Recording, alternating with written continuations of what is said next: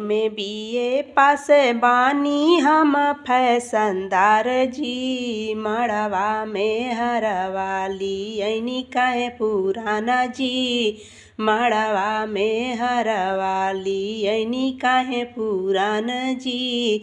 जनत तरनी ससुरु पतोया फैशनदार जी, काहे नाली ऐनी ससुरु हरवा पतियादार जी, काहे नाली ऐनी ससुरु हरवा पतियादार जी, काहे नाली ऐनी ससुरु।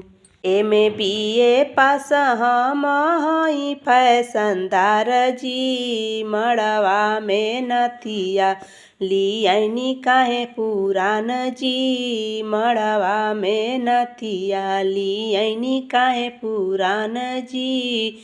जनत तरनी भसुरु बहुरिया फैशनदार जी, काहे नाली ऐनी भसुरु नथिया पतियादार जी, काहे नाली ऐनी भसुरु नथिया पतियादार जी, काहे नाली ऐनी भसुरु। एमे बीए पास बानी हम फैशनदार जी, काहे के लियाइला देवरू झुमका पुराना जी, काहे के लियाइला देवरू झुमका पुराना जी, काहे के लियाइला देवरू।